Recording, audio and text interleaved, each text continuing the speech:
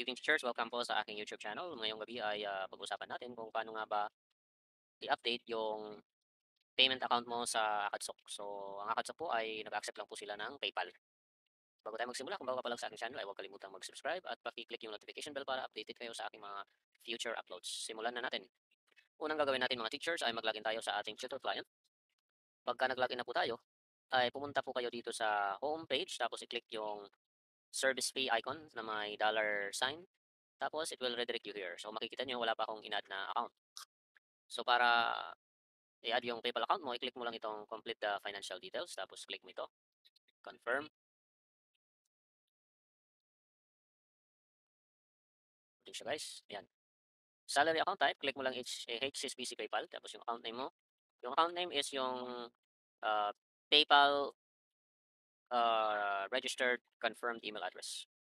So, para malaman kung confirm yung email address mo, ay mag-login ka sa iyong PayPal account. Kung hindi ka pa marunong kung paano gumawa ng PayPal personal account, nasa description ng video na ito yung link ng tutorial kung paano gumawa ng PayPal personal account. So once meron ka ng PayPal account, i-click mo lang yung login. Tapos login tayo. Tapos of course, para ma-withdraw mo yung PayPal balance mo, kailangan mo mag-link ng bank account. So gaya ka sa akin, nag-link ako ng aking BPI account. So i-click mo lang yung link. Para naman kumuha ng BPI account, ay pumunta sa pinakamalapit na BPI center, magdala lang ng proof of billing, tsaka valid ID. Okay? Para makapag-open kayo ng account. Savings account. So once nandito na tayo, ay i-check natin kung ang ating email address ay confirmed. So sa taas, i-click mo lang yung gear setting. Tapos, hintayin natin mag-load siya. Okay, kung makikita mo dito, nakalagay yung email address natin, tontonversosa02@gmail.com. So walang nakalagay dito kung confirm or unconfirmed. So pagka nakalagay dito ay edit, meaning confirmed na yan.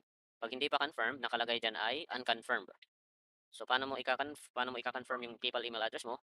Ang gagawin mo lang, i-click mo lang yung unconfirmed. Tapos magsisend si PayPal ng link. I-check mo yung email mo. Tapos i-click mo yung link na isesend ng PayPal para ma-confirm yung PayPal email address mo. Kasi teachers, hindi mo marireceive yung salary mo pagka hindi confirm yung PayPal email address. Okay, kailangan confirm siya. Alright, so since confirm na, punta tayo dito, ilagay natin yung ating email address. 02@gmail.com. Again teachers, pag nalilito kayo, may mga katanungan kayo, huwag kalimutang mag-comment sa video na ito. Okay? Or pwede mo ring i-copy-paste para mas mabilis. tontonversosa02@gmail.com. Tapos yung country code, PH, yung first name mo.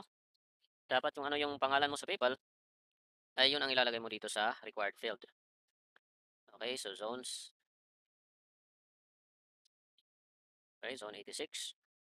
Street number, okay. Excuse me. Town, city, Tacloban. Leyte. 6500. Tapos account type. Ito guys, individual account, okay. Bank code, automatic na yan. Tapos i-click mo submit. Bago mo i-click submit, i-review mo muna, okay, yung PayPal account mo. Kasi itong pinaka-importante, very critical. Again, dapat yung PayPal email ay confirm. Tsaka added siya sa PayPal account mo. Tapos click mo submit. Submit.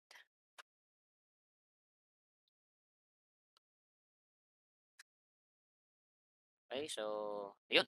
Send successful. So minsan guys, yung tutor client naglo-loading siya, so click mo lang siya, click. Tapos confirm, then ito, ulit-ulit. Ayun.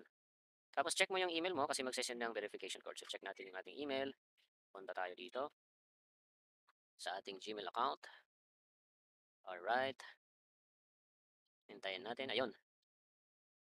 Your Akadsok. Tapos i-copy mo lang yan. Okay. Balik ka sa Akadsok. Paste. Then confirm. Save, confirm. So ayan guys, na confirm na. Pag nakita mo dito, makikita mo yung account. So yung PayPal email address mo. So once magsahod ka na sa Akadsok, isesend ni Akadsok yung salary mo dito sa PayPal email address mo. Okay? Simple as that.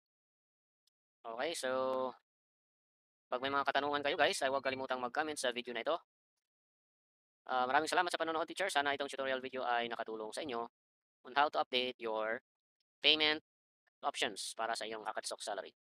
Maraming salamat sa panonood. Paalam.